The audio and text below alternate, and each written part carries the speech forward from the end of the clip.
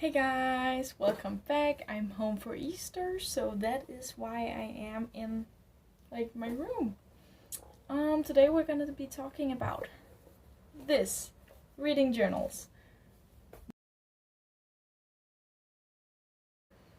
Okay, so the reason why I'm making this video is because when I started doing this, I saw all these videos about mistakes I did in the beginning of my bullet journal, and I'm like, well, some of those things didn't really get to me because it didn't feel like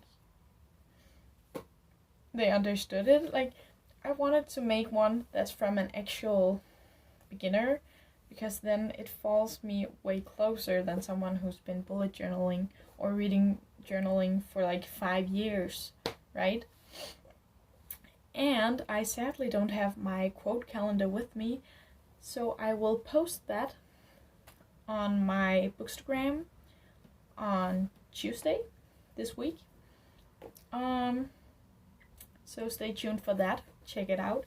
So let's just get started. The first thing I want to talk about is just try it out. See if you want it. Don't worry about long-term commitment. You can start by doing it in an old notebook. You can start by just clipping pieces of paper together and using that. You can start. It's easy. Just have something to write on, whatever you want to call it, and a pencil or a pen or something. But I'm gonna be talking a lot more about that. Like I said, don't worry about long-term commitment and having to buy stuff at the beginning. You don't have to buy stuff.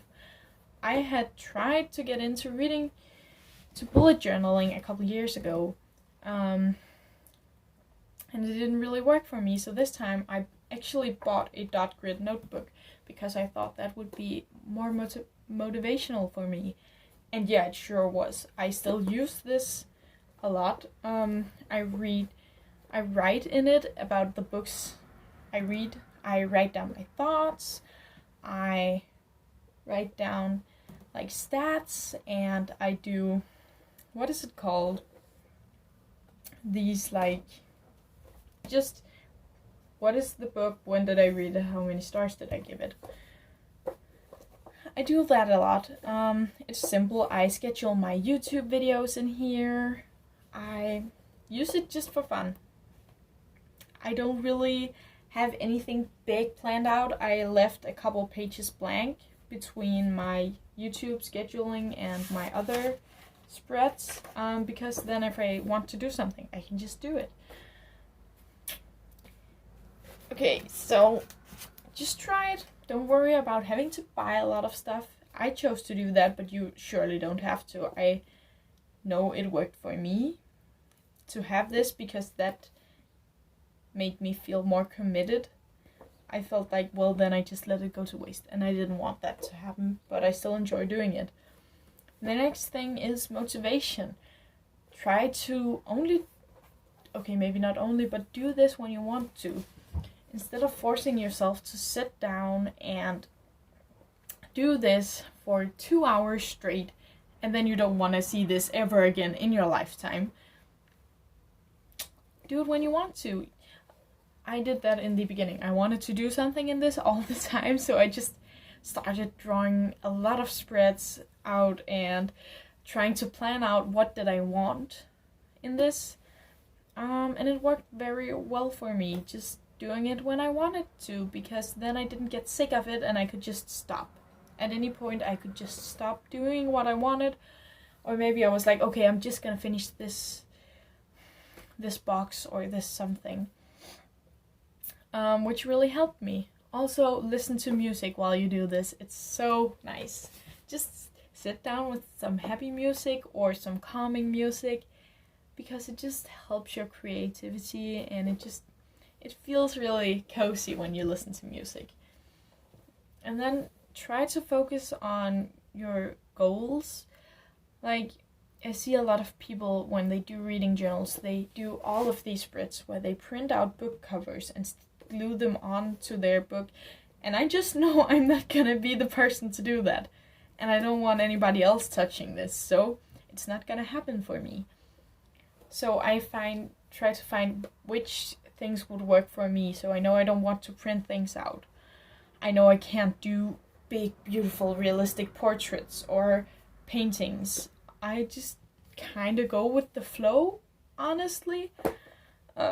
Yeah, so like be realistic about how much work will you put into this? What are you able to do? I really love these minimalistic spreads, but I can't do them myself. So I'm not too precise. I'm not precise enough, and I'd be bored. I need something to look at in my spreads, like small drawings or just something to like make it feel a bit more alive than just having strictly what I need. So that's trying to find out what do you want from this, and that really helped me in what I wanted.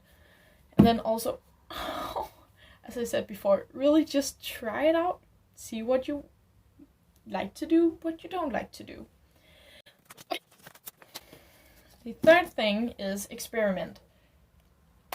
I went on the internet because a lot of people who bullet journal in general and draw are like, don't go to the internet. You'll see all of these beautiful, beautiful things.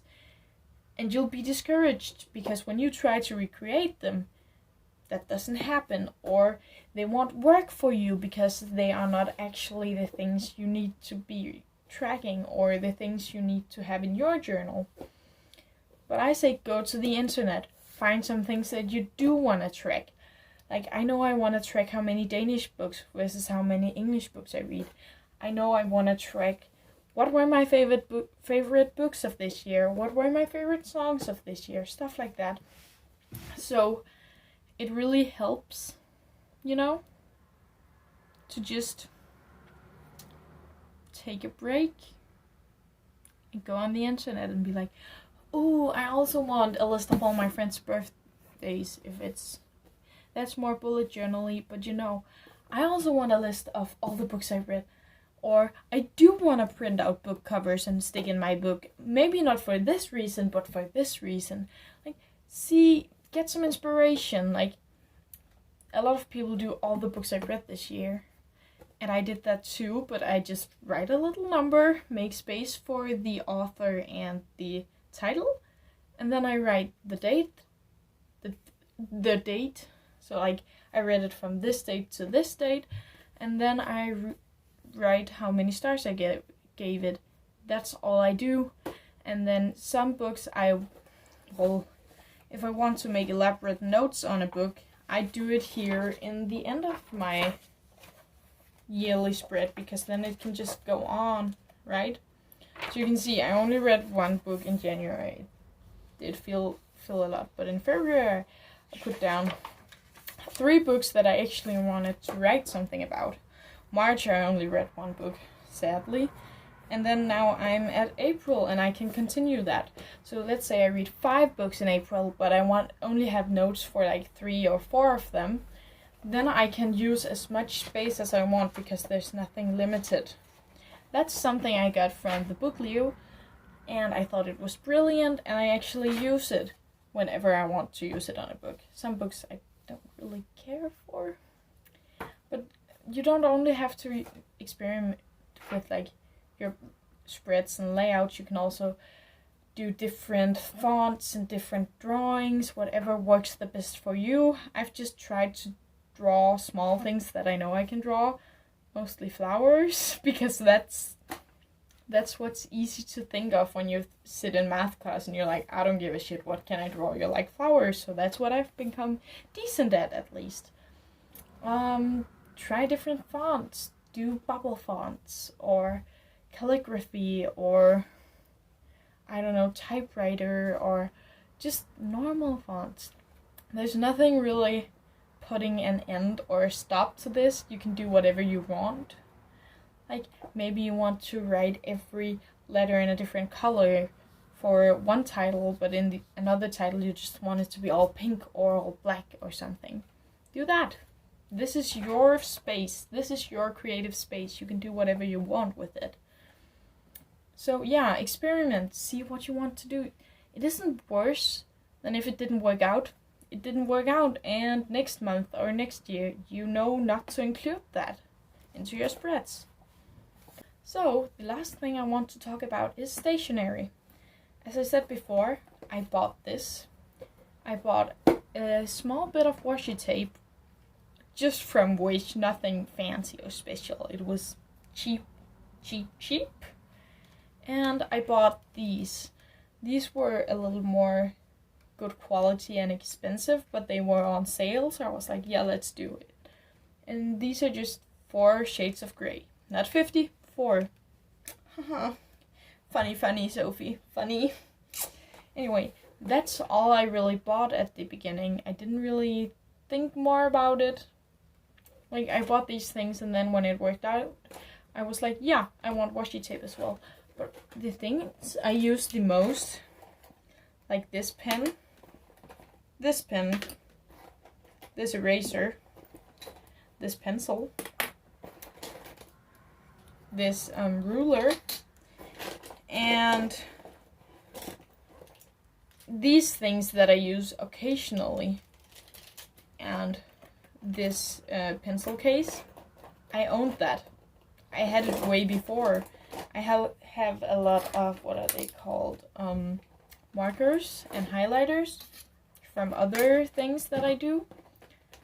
I just used that. I didn't go like, oh, well, this is a new project, so I need all of these new things. You don't necessarily have to buy a lot. You don't necessarily have to own a lot.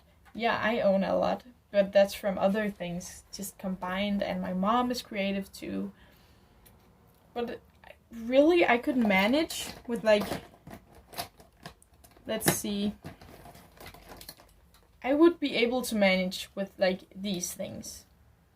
Probably also these, but this just helps give, like, that one pop of color.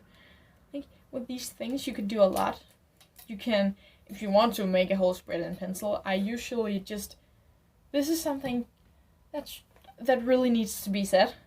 Sketch over with a pencil and then do it in marker or whatever isn't erasable.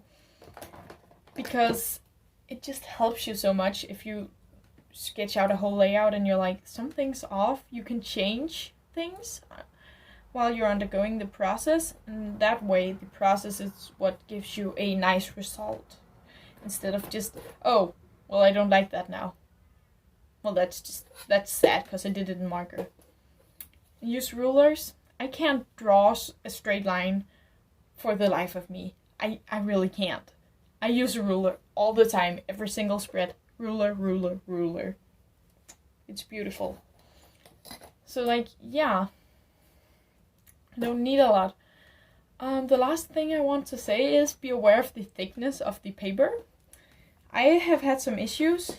On my goals page, I used a black marker to do this border. It bled through, and I had to put in, like, a piece of paper.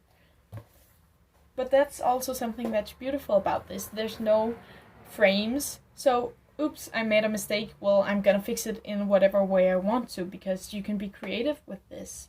And that's what I love about reading journals, is you can just do what you want, and you don't need a lot of resources. Yeah, I hope those tips helped you, because otherwise I've just wasted like half an hour of my day trying to film this. This is the second recording I made, because the first one just stopped after 5 minutes and I didn't notice. Yay! Well, anyway, I hope you enjoyed this video. Remember to check out my Instagram and my Goodreads, especially my Instagram, where the calendar for this week will be put up. I hope you're gonna have fun. See ya!